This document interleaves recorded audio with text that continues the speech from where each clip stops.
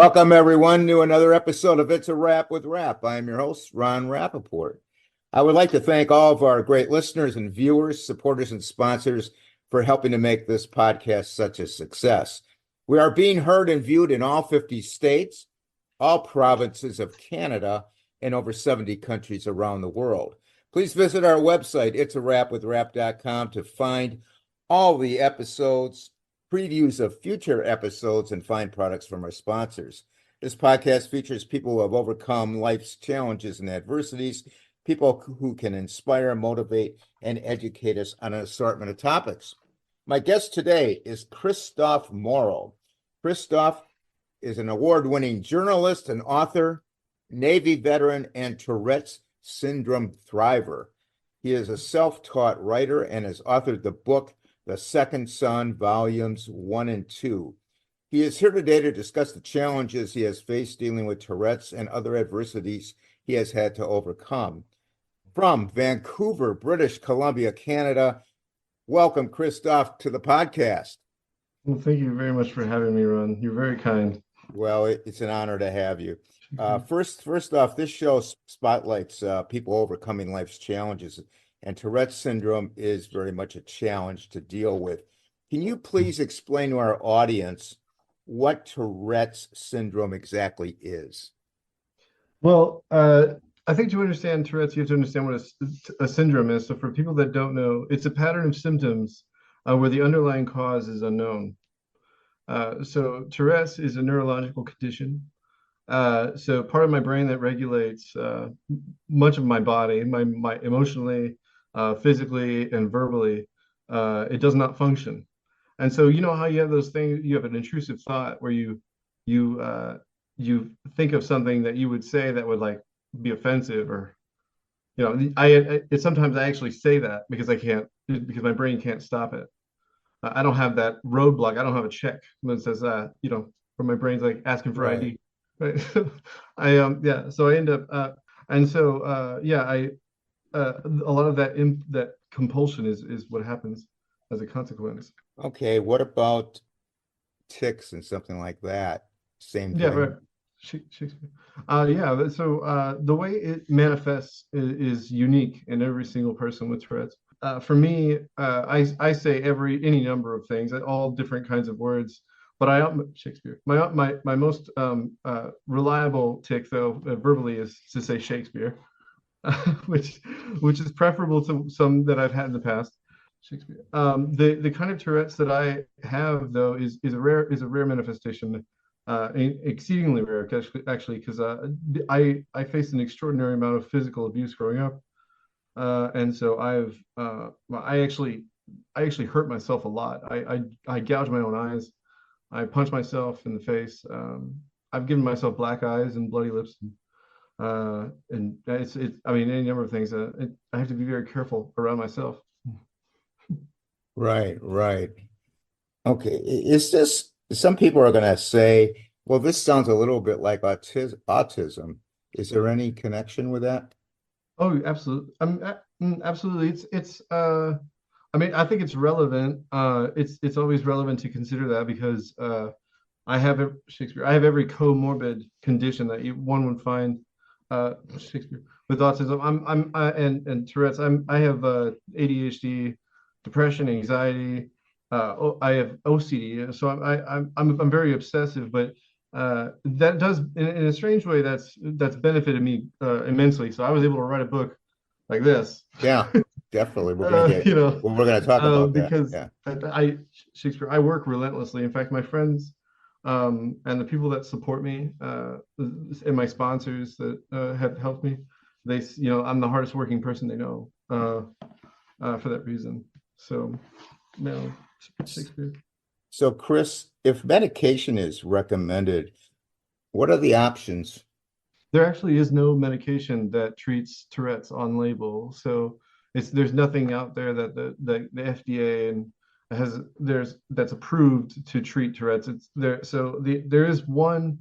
There's a surgery where they drill a hole in your skull, and they insert like a rod with the hollow rod all the way down to the center middle of your brain, and they put an electrical lead in there into your brain, and then that lead is connected to a battery that they surgically implant underneath your collarbone, under your skin.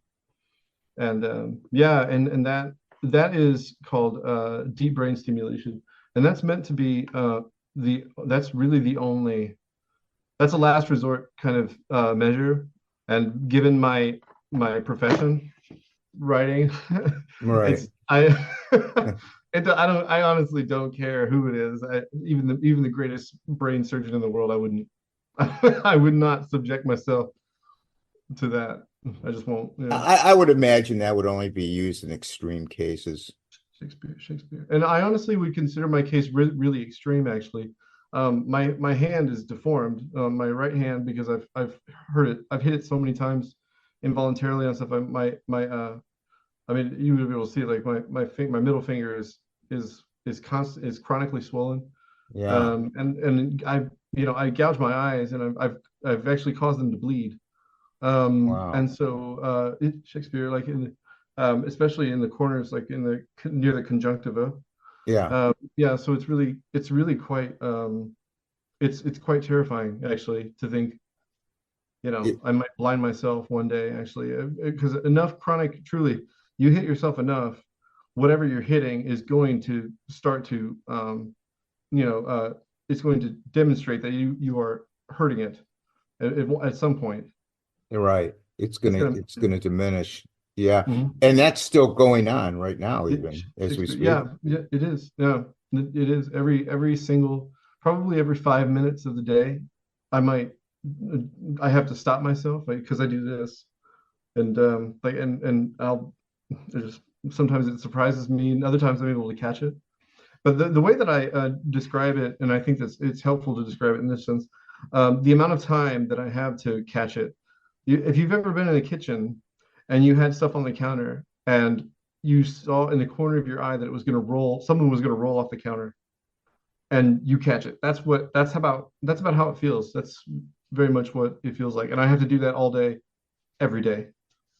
Wow, and that takes a lot of your energy, I would It imagine. does.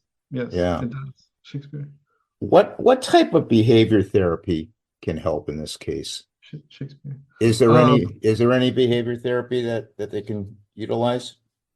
There is comprehensive behavioral intervention of tics, CBIT, which is, or competing behavior intervention of tics. So you do, so if I have a tick where I gouge my eyes, I'm supposed to perform another action, and a competing action, and like I can snap my fingers, or I can do something, like it doesn't matter.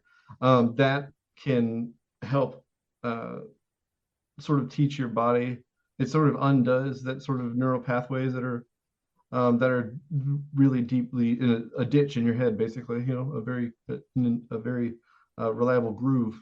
And so there's dialectical behavioral therapy, DBT. There's comprehensive behavioral therapy, or CB. I don't remember all of them. There's so many. CBT, DBT. There's a lot of them. They Okay. sound like drugs, honestly. After a certain point, you're just Right. like, My experience with Tourette's is some people kind of yell out or whatever. yeah. Mhm. Is that your case, or you don't Shakespeare. I have that? actually had to tell, like, I'm in a hotel right now. I was staying, like, I have a home, obviously, outside of this place. But they were doing construction, and like every day and all day long. And so I someone that is sponsors my work, kind of a Gertrude Stein, if you're familiar with her role in for American, or just artists in general in Paris in the 20s, the 1920s. Right. Um, yeah, yeah. So the person helped me. They paid for me to stay at a hotel for a month, so Shakespeare, so that I could do my work in peace. But I had to tell the front desk, I said I have Tourette's, and then I had to explain it to them, because virtually, it's invariably, no one knows really what it entails, and especially, like I said earlier, it's unique in each person. And so I had to tell them, like, I scream like I'm being tortured sometimes. It's very intermittent. I might do it once every 10 minutes, you know, and it's really quite loud. In fact, I I have to like be careful when I have a cat, Sparkles, which she has quite a the affectionate following on social media. People love Yeah. her. Oh, wow. She's elderly. She's like almost 20 years old. But I when I'm near her face, I have to worry about yelling in her ear because it can strike at any moment. So Oh, yeah. mhm. Kris, what are the biggest challenges living with Tourette's? The injuries. Yeah, it's definitely the injuries. It can be really frustrating. I slap myself in the face a lot. And if I have anxiety, if I'm anxious at all, it's profoundly worse. And I've done I've gotten to the point where I was in tears because I just kept hitting myself in the face and hitting my like I mean imagine hitting yourself in the nose over and over again. You can't stop, and you're hitting yourself really hard.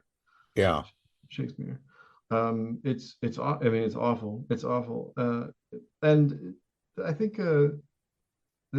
honestly that's really it. That's probably the most I was damaging going to part. ask you, you're saying that, you're hitting yourself and a lot of times very hard.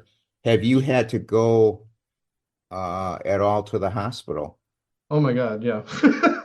I have to go to the hospital once every few months. Sometimes even more often, because I'll hit my hands especially hard. I remember actually once, before I was divorced with my ex-wife. I call her my old friend. So my old friend and I, we were at the we were at the hospital. I had a black eye because my Tourette's. I had tics that I hit myself in the eye a bunch of times, and I had a black eye. And I got to the hospital in the ER, and they were asking her if she felt safe. They didn't ask me. They never asked me. They asked her if she felt safe, and which is I thought was baffling because she was actually taller than me. I'm 5'10". She's like 6'1". It was Yeah. really strange. Anyway, so that was really injurious, I think, to my impression of people and the health and healthcare in general. It's not fun. It's not fun to deal with that. But I've had to go to get X-rays all the time on my right hand, which I've learned. There's something called boxer fractures, which I don't even think I have to expand on. Like because a boxer hits things all the time, they Yeah. create these micro fractures in their hands, Right. and it leads to it leads to swelling and things like that. But it also has the strange. I think it has a strange benefit where and you should probably know this. If you break a bone, it grows back, and it's often stronger than it was before, because of that. So like I actually haven't broken my hand, but it hurts a lot. It hurts Oh, all the yeah. time. And I've lost function of my thumb. I can't even bend it. When I bend it, it hurts a lot. I can't bend it. And so it's it's yeah. Have you ever, I'm sure you have. I mean, do you have to put padding on your furniture or anything Oh like that? yeah, Shakespeare, absolutely. Yep. I have a pool noodle that I slip over the front of my desk because I hit my hand on the desk a lot. And yeah, I wear sometimes I have to wear a helmet. Sometimes I have to wear gloves that have padding like a. The thing is that all of these measures are improvised measures. Everything that I've had to buy these and find a use. Find a useful intervention to keep from injuring myself, like wearing mountain biking gloves, for example.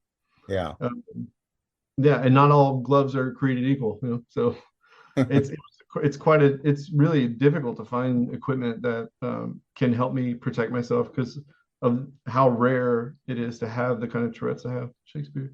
Did and I don't want to pry, so if you don't feel uncomfortable, No, it's okay. but did the Tourette's lead to problems with the marriage? Yeah, absolutely. Yeah, it did. Yeah, Yeah, I yeah. can imagine. Now, when you got married, you had this going on. I mean, she knew that this was an issue, correct? No, that's the thing, Shakespeare. It didn't really. I didn't. I had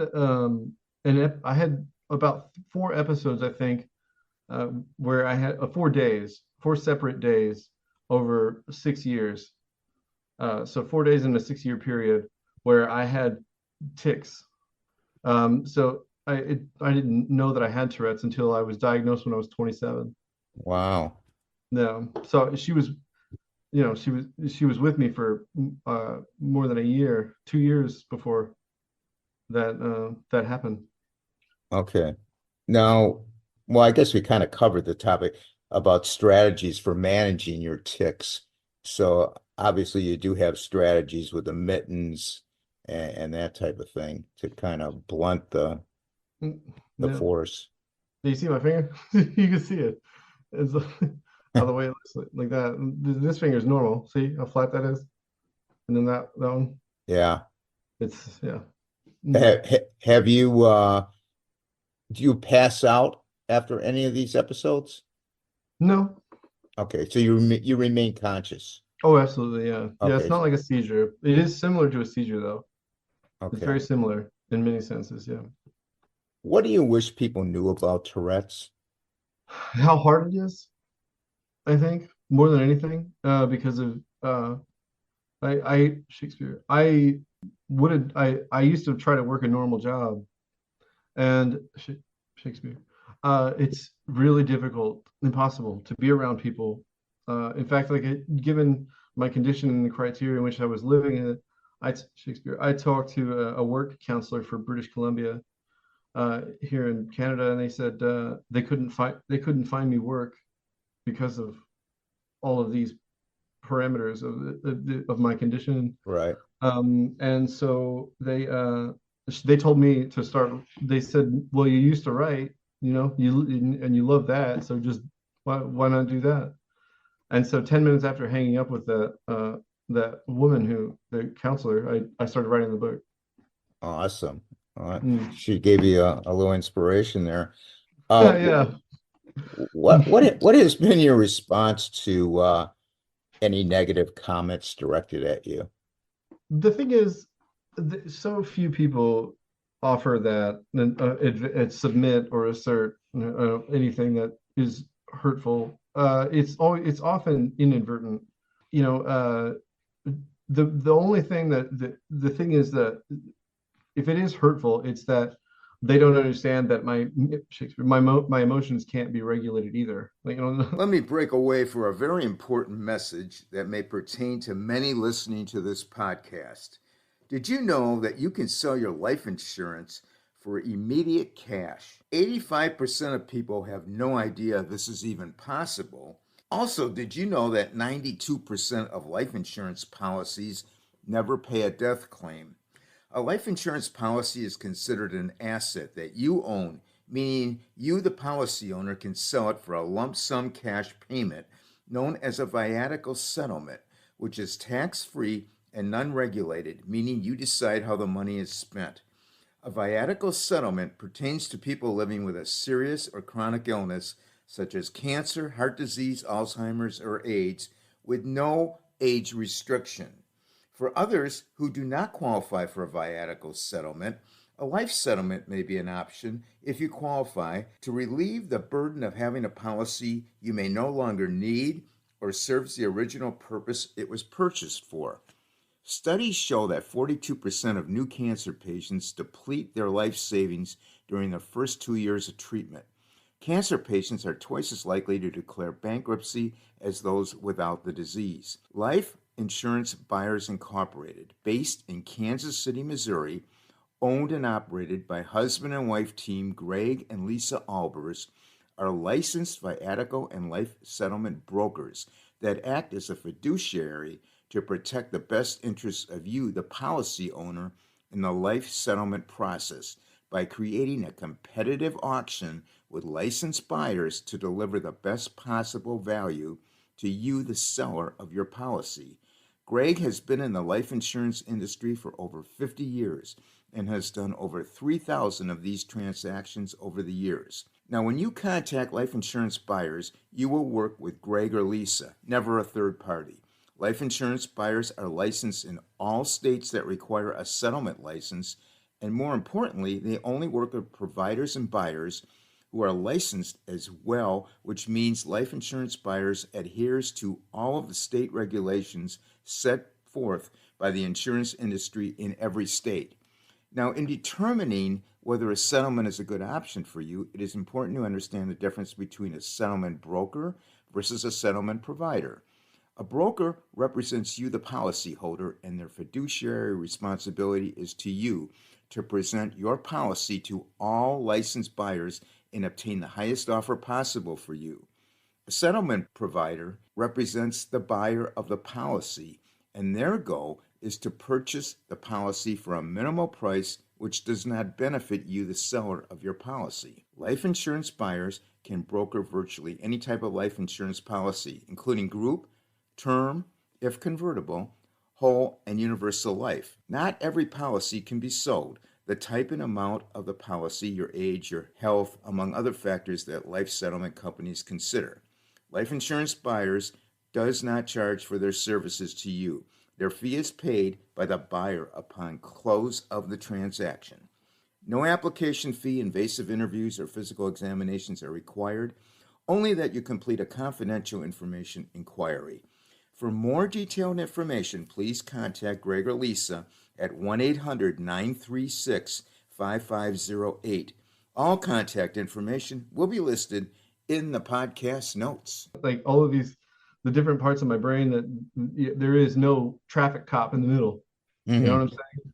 And so, like whenever I have like I experience, grief much more intensely sometimes, and like some things will make me cry, and some things will make me really mad, and it's really quite injurious often to relationships because they don't understand, and I do my best to explain that and manage that. And there's a lot of ways that you can diminish or depreciate these episodes, and often the only real solution is you have to go away for a while, for a few minutes. Shakespeare. When I start to feel emotional, I can't, like, it's not something I can be like, I'm just gonna chill. I can't just tell myself, you can relax, it's okay. It doesn't work like that. It does not work like that. Shakespeare. Gotcha. So I have to leave, Yeah.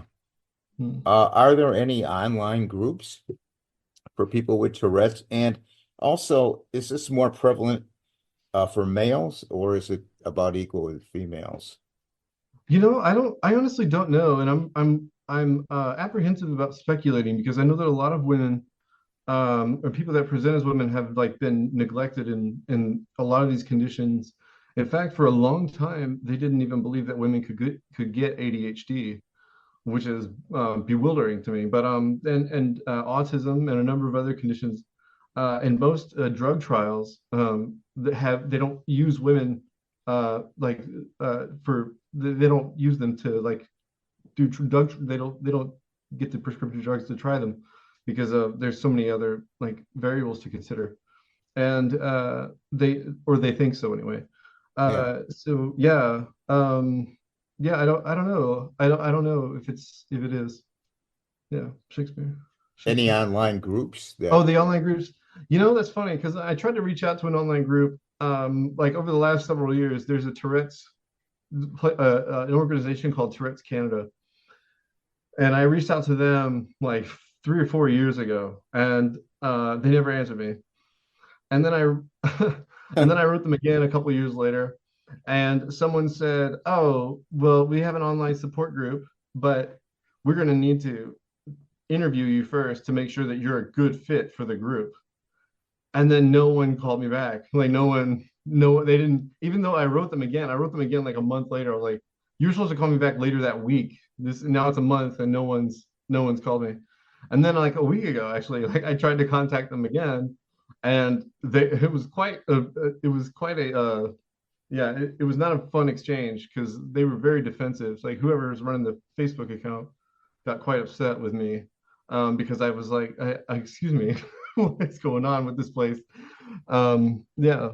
And there's a lot of things that for whenever someone, if you have a disability like I do, and you want to discuss it with someone who doesn't have it, and they say, "Oh, I have a friend or I have a family member that has it, so I know what you're going through."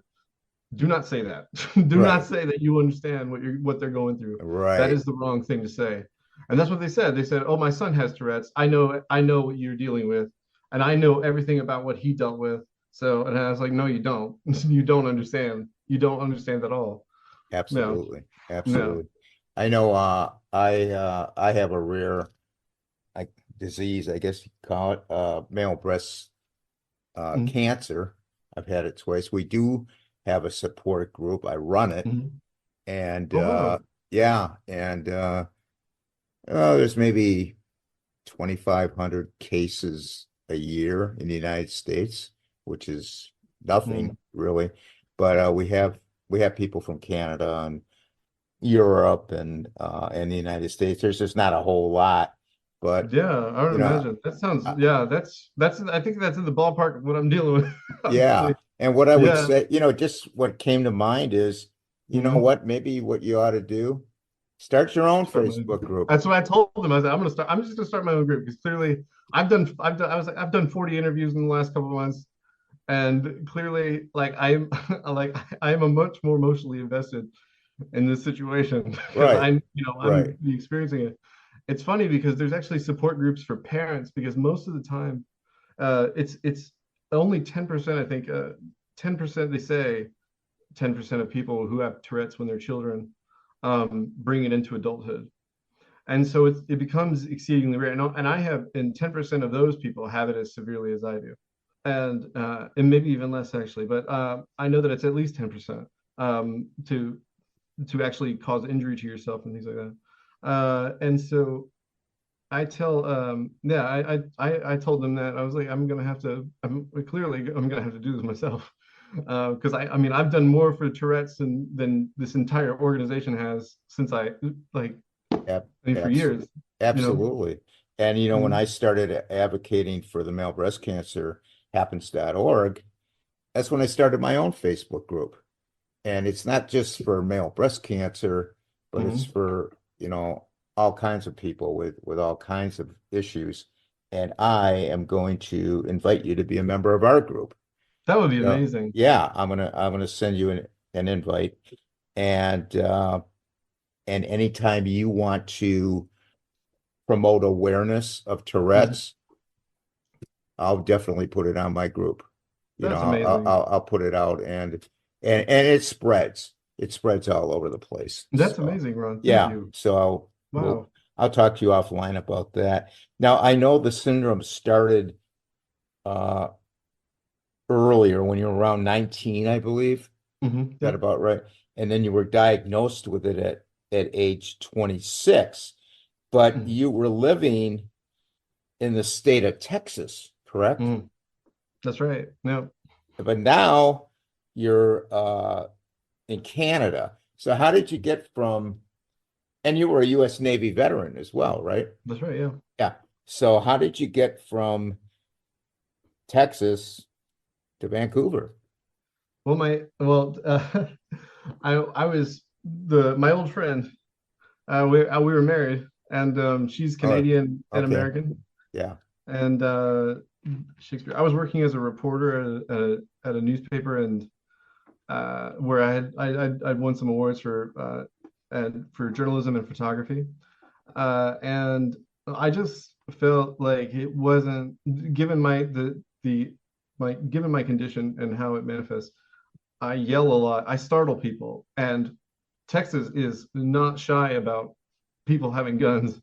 And I just and given like it's a very apprehensive place to live if if you have that kind of situation going on. So I I wanted to move to a place where I knew reliably there were going to be people that were trying to save the day. Yeah. Yeah, and getting pulled over by. I mean, I was a 911 dispatcher for a time, and so I have some experience working with police, and my brother was a cop, and I know like getting pulled over was could be very dangerous for me. So that people have been killed for less, truly. Yeah. Yeah. So that was a one. So you said, hey, let's go to Yeah, we Canada. got to get out of here. I mean, I don't think they have I don't know if you can own a gun up there. Can you own a gun? You can. Oh yeah, you can. You can. You just have to keep it in a safe, and you're not allowed to like conceal carry or open carry. Yeah. That's my No, understanding anyway. And I think my understanding also is that their police force here in Canada is federally regulated, and so it's similar to the FBI. But if you imagine one step down, of course, you have the municipal police and sheriffs and things like that. Well, here they have the federal government actually regulates the Royal Canadian Mounted Police. right. The Mounties. Those Right. guys are the cops. They're the Yeah. cops here, and they're all under one umbrella of authority, not like where in the US where everything's fragmented. Right. Right. Now you write that you were viciously abused as a Mhm. child by your parents. Can you tell us about those years growing up and what your family dynamics were? Whew. Yeah, I was the third kid born. I had two older sisters. Uh, and then my father was an alcoholic, and he drank a lot. And he was very angry. Even looking at him the wrong way meant like I could get beaten for that. Like and he was honestly there's so many like very grim stories that would just make everyone really sad. And I often like it's the kind of thing that you would see like some of the things you would see in a horror movie. Like like I have scars from them. And my father used to hurt himself hurting me. Like, does that make sense? He would like hit me. He would be swinging so hard that he would, his shoulder would he'd throw out a shoulder. You know what I'm saying? Yeah. And so he would scream himself hoarse, even to this day he still did. And yeah, and so the last time I spoke to him, actually, he called me a stupid POS, you know, the Okay. whole Got thing, you. Got you. Yeah. which is quite amusing now, because given I've done this and he didn't do anything like that. It's Right. like, Right. How long ago was it that you had your conversation with him? oh, that was probably 5 years ago. You haven't spoken since? Mm-mm. Yeah. Okay. No. Understandable. Mhm. Did the Tourette's affect your Navy career? It did actually, because I was Shakespeare. That's when it first manifested, and it was an extraordinary amount of pressure for me because I wanted to do my job right. Yeah. And so I didn't want to be unreliable. I didn't want to sleep in, or I needed to be there when they needed me to be there. And given the nature of my profession, also I was a corpsman, so I was a medic.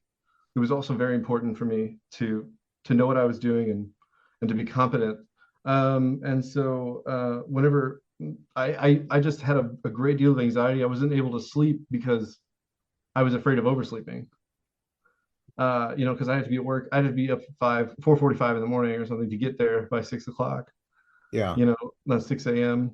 And so eventually, I was working at the hospital in med surge, which is where there's a lot of patients for any number of issues that aren't like local to a specific part of the body, often, or like they're recovering post surgery, post op. I was working in that place, and I had something that resembled a seizure, and they didn't know what it was, but I wasn't deployable anymore, and they weren't I was going to be basically mopping floors for the next 4 years if I had stayed. Yeah. So I got out. Shakespeare. Shakespeare. So, like a medical discharge. Yep. Yeah. So, Kris, what inspired you to be a writer? Oh man. I think if for people that are familiar, of course, they've probably heard the name John Steinbeck. John Steinbeck wrote Of Mice and Men, Grapes of Wrath, East of Eden. For any of you guys don't know, Yeah. I'm sure you know Of Mice and Sure. Men for certain. He said his whole mission as a writer is to help people understand one another. That perfectly encapsulates why I do it. But it's also because I believe that language is the only magic we've ever created. Is truly like the notion that we want to understand others and that we want to be understood, I think is the most beautiful thing about us. It's our the most ennobling thing we've done. It's our greatest virtue. So And like, I love words. I love them. I see them when I look at a word. It's Hemingway actually wrote that when he sees a word, it's like he's seeing it every time for the first time. And I know what that means because every time that you see a word, when you see it again in the context of another situation, you rediscover like how it applies in the real world and against reality, and how we mean it to, and how it's received. And so it's just I when I see a word, I see 50 different uses for 50 different ways that we perceive it, and it's lovely. I love it. I love it. that's great. I love your passion. Now, like Dickens and Hemingway, you are a self-taught writer. That's right. What was that process like for you, and how did you accomplish that? Well, I should, yeah, just like Dickens and Hemingway, similar, yes. I taught myself, and I learned actually like a couple of weeks ago that my work is taught, like is recommended reading in Intro to Victorian Literature classes studying Dickens, actually. So I'm a self-published writer, and my work is like, professors literally talk about my work. So it's extraordinary. Yeah. Um, yeah, and that's less than a year after publication, my first book to be it's hard to describe the scale of that achievement to people that don't really that don't keep up with that sort of thing, but that's a big deal. Oh, That's a big yeah. deal. Yeah, and so Shakespeare. So Charles. Um, for me, I to learn to write, it really began with experimenting with sounds, because believe it or not, like within your brain, like it doesn't matter that you're reading it silently because there is a music to it. There's a rhythm, and your brain adopts that, and it's so important for it to be for it to be done well. The amount of syllables is relevant. The every part of the word is important, and every other word it must empower. It must and it lends itself to the sentence. Each word does, and so for me, it started when I was in the Navy, and I just was writing. Let's break away for a moment to let me tell you about a book our podcast supporter, Risa August, has written titled The Road Unpaved, Border to Border with a Brain Tumor and a Bite, which gives the reader an honest, intimate look at a Herculean physical effort while revealing a very personal struggle with a brutal disease. Read and write along with Risa as she relates her incredible experiences with acromegaly, a rare condition where the body produces too much growth hormone, causing body tissues and bones to grow more quickly, leading to a wide range of devastating and damaging symptoms. Follow her successful, inspiring challenge to cycle the Pacific Coast Highway from north to south, which is 1,845 miles long from Canada to Mexico. The old Rissa could have done the ride in her sleep, but for the new Rissa trapped in a body that no longer feels like her own and stuck in the company of her brain tumor named Bubba, the ride becomes a challenge unlike she has ever had to face. The book is a testament to the power of the human spirit. Rissa shares her honest account of being diagnosed with a brain tumor and how she found meaning, purpose, and joy in uncertainty. Filled with passion and exuding deep insight, Rissa takes the reader on an adventure of the soul. You will be captivated as Rissa goes against all odds and digs deep within herself. The reader also pedals along on a profound journey of adversity. Rissa masterfully weaves together both humor and brutal honesty to provide a window into the patient experiencing of one suffering from a significant medical condition. It is a heart-wrenching yet refreshing account of finding the courage to break down barriers and to embrace and live one's best life. As Rissa pedals through rain, pain, and the ghosts of her memories, she wonders if the woman she once was will ever return or whether the new woman rising up in her place just might be the person she was meant to be all along. Every once in a while, a person and a book comes across your path that makes you stop and realize just how precious life is, and that we should seize every single opportunity and make the most of every moment we have been given. Risa is one such person, and her incredible, uplifting, and inspiring story will leave a lasting imprint on your heart and mind. In this wonderful book, I have no doubt that you will vow every day to be more like Risa in your outlook and actions. The book is available in paperback, audio, Audible, and Kindle format from Amazon, Barnes & Noble, Rakuten, Bookshop, and Goodreads. Risa's website, www.risaaugust.com, lists all your purchasing options and dates of book signings. The book information will be listed in the podcast notes. Sort of a stream of consciousness sort of thing doesn't make any sense really. But then I've always had I've always had a propensity for it though, because even when I was 13, we had to write letters to soldiers in Iraq and Afghanistan. And the letter that I wrote, I wrote it because it was really important to me to do it right because of the nature of the letter. And so I remember feeling a kind of music awaken in me. It was it was the most profound experience I think I've ever had. And I learned later that day that my teacher read it to every class. Wow. And yeah, and that she wanted to publish it in the newspaper. And so it was innate. I didn't try to learn before that ever. It just made sense to me. Yeah. Yeah, it's not something you can learn. You were just you have that talent. It reminds me of something Christopher Hitchens said. Yeah, he said he's a polemicist. For people that don't know, he's a journalist, and he's Jewish, and he's from he part Jew. I don't know his other ethnicity, but I know that he was Jewish and from the UK, from England, and he said that if you can write, you don't need to go to school to learn how to write, and if you can't write, you still shouldn't go to school to learn how to write. And so I hold that same view. I think that I do like personalized tutoring. So like I do free like tutoring with people. And so like and some of my students actually have English degrees, like masters in English. They teach English, and so it's extraordinary. You know, Yeah. and so yeah, and so it's really you have to work with each person individually and understand where like where their strategies are falling apart. And so yeah, teaching yourself to write is about being able to discern what you're doing right and wrong. And you do that through the masters too, of course. Reading, if you find find a writer that's worthwhile and that really inspires you and really like it's their work synergizes with your brain, like it's playing to the same tune. You'll know it when you see it. That's how it works. So here you are with no college degree, and you had a journalist career, and you won awards. Tell us about that time in your life.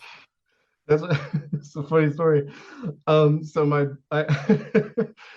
editor, she says, she pulls me in the office and she says, I got a guy, his name is Ray Yannick, here in El Campo, and I want you to write a feature about him.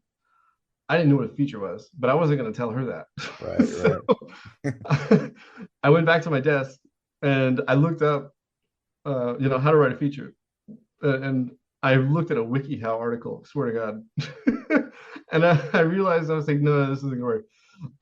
So I found a writer. I found a writer who wrote a feature that I admired his work, their work, and I sort of studied their format, and then I just recreated that and in my own way.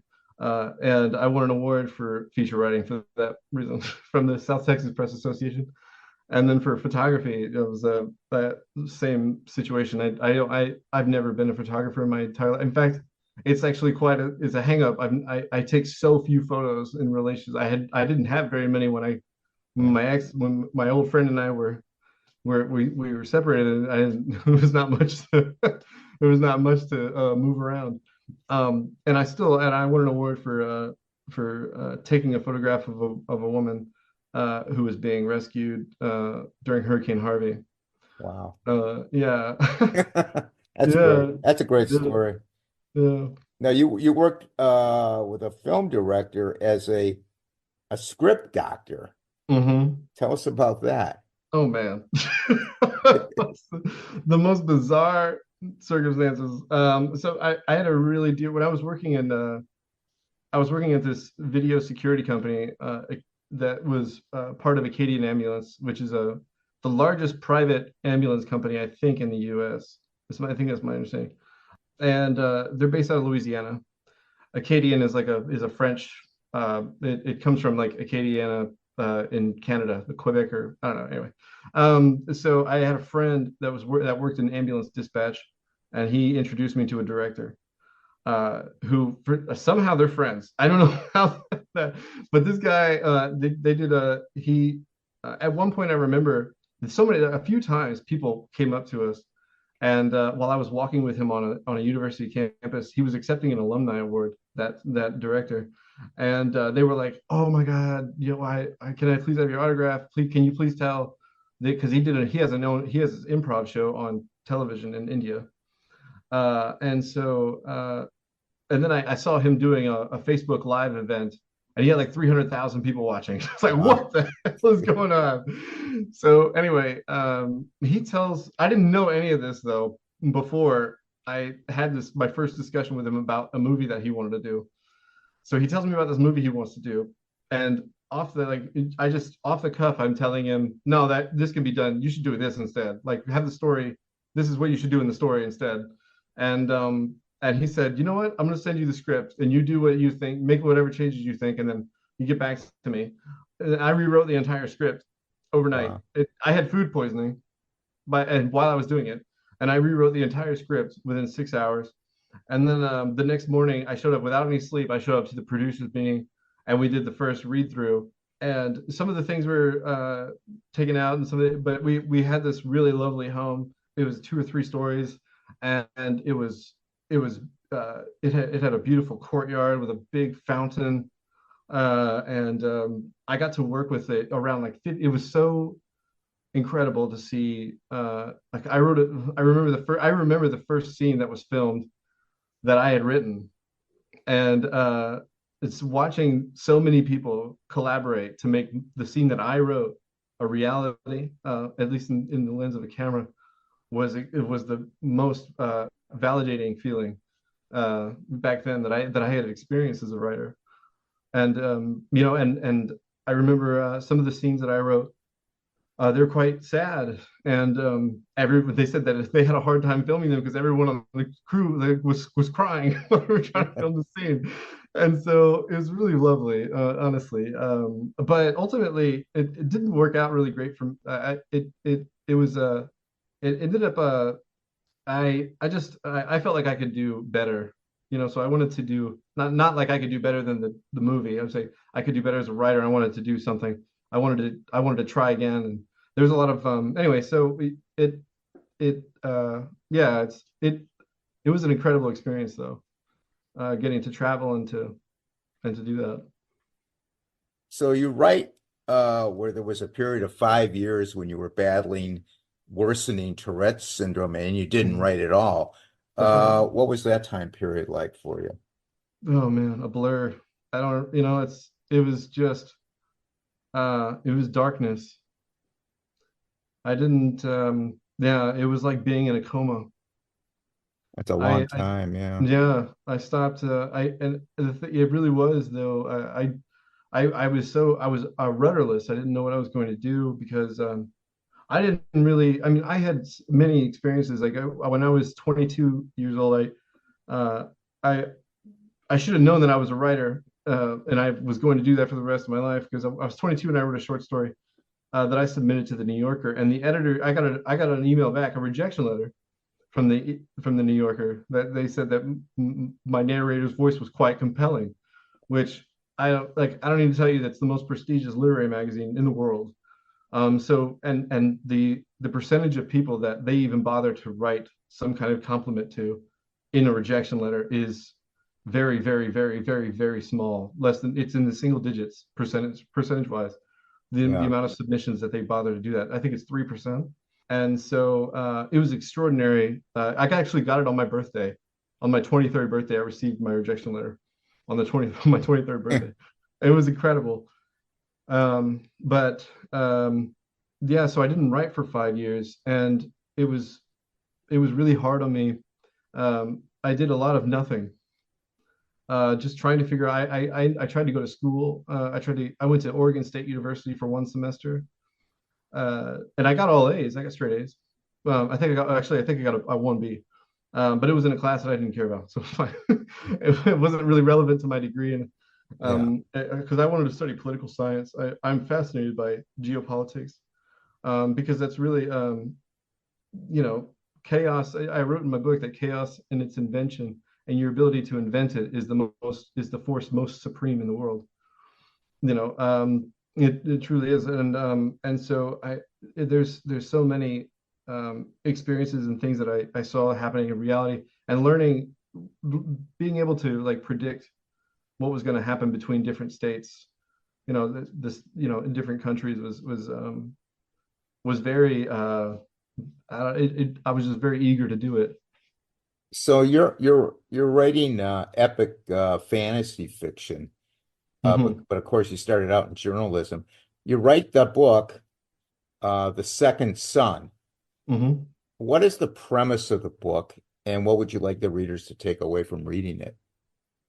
Well, I think that every generation like knows that they need to do better in every metric, than their parents, right? Right. So in our circumstance, especially like for me, I'm 34 years old. When baby boomers were 34, were my age, they had 20% of the national wealth. Millennials at the exact same age have 2% right now. And so that's an extraordinary wealth disparity. And so we're not living in, we don't live in the same reality as they do. So it's actually about, but it's really about like older generations in their retirement age, and like living in a sort of financial paradise. And because there is a literal paradise in the book. And when your mortal form expires, you bury yourself with the seed of whatever it is you want to become, and you become that tree or that plant.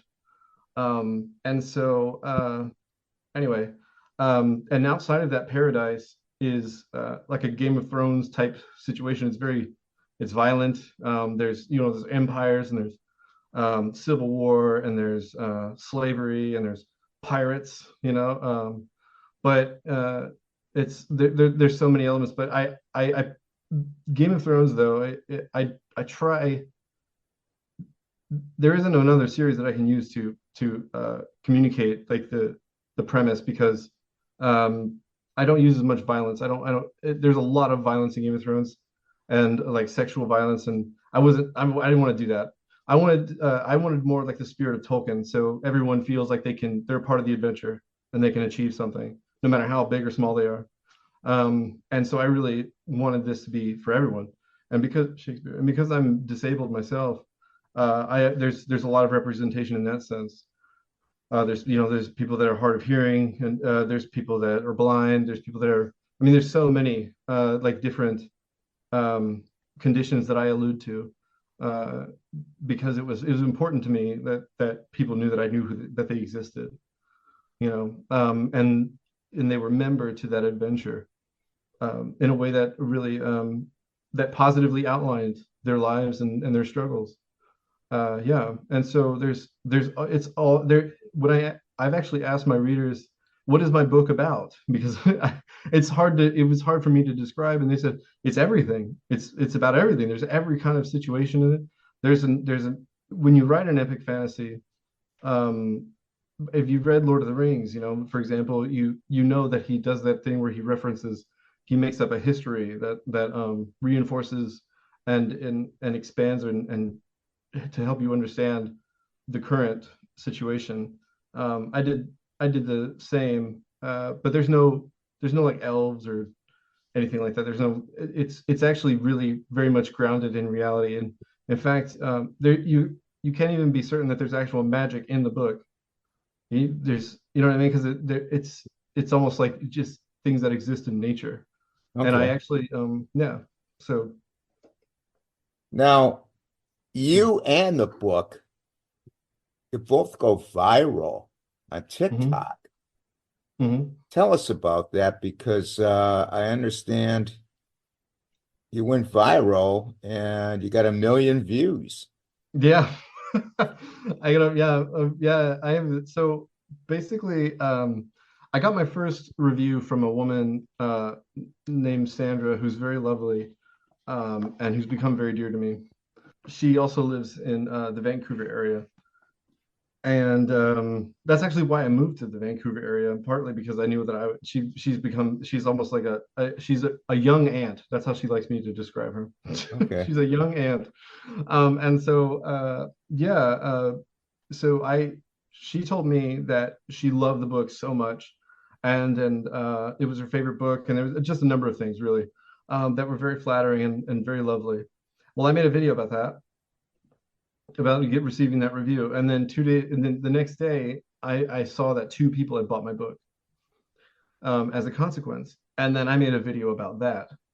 Now, the next morning following that day, I woke up and I saw my book was like number 247 on the epic fantasy category on Amazon.com, which is extraordinary. And so that whatever I had said really resonated with a lot of people. That video that I made as a consequence of seeing my number being number 247, that video went viral. It had about almost 400,000 views. Wow. And Shakespeare.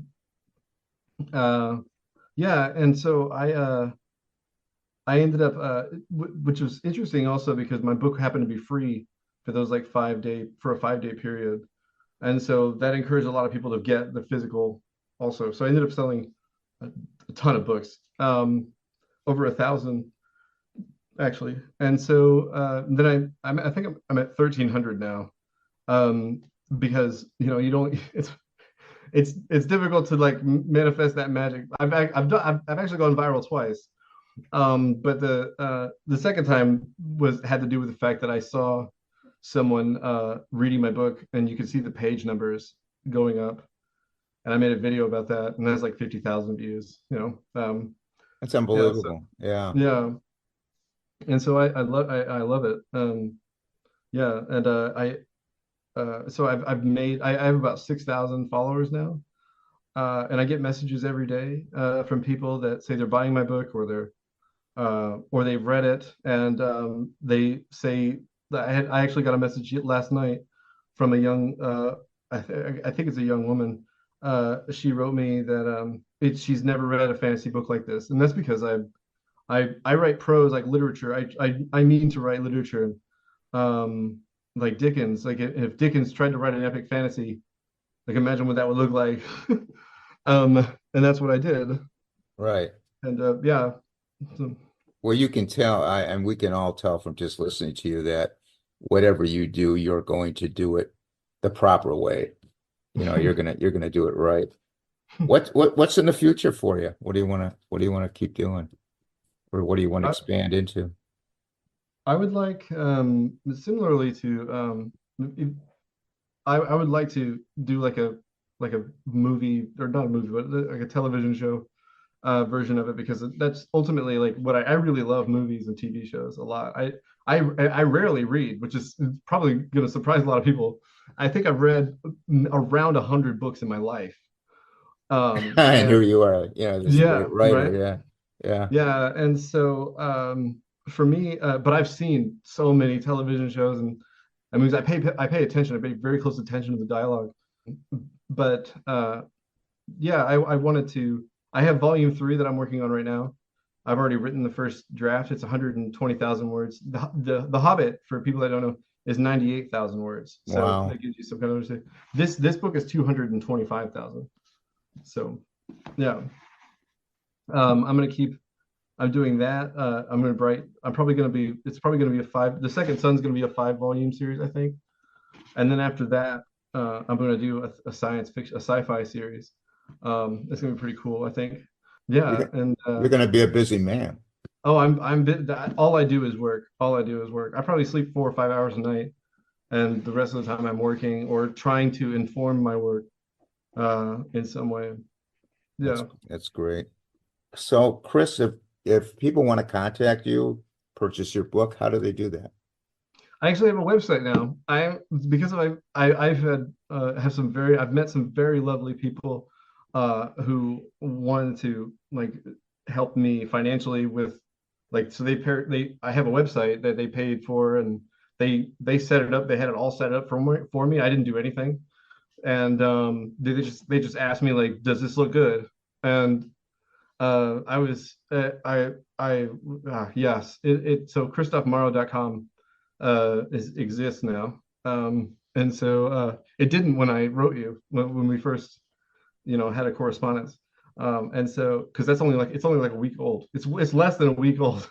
Oh, right. Okay. Now, do they have to put www in there or just Kristof? No, not that I know of. Yeah, I just type in kristofmorrow.com Okay. in your browser. Okay. And yeah, and it has links to my TikTok, Amazon. I think it has links to like different interviews I've done. Okay. Uh, and just I mean all my social medias like Facebook and Instagram and yeah everything. Great. Yeah. Okay. I'll put that in the podcast notes.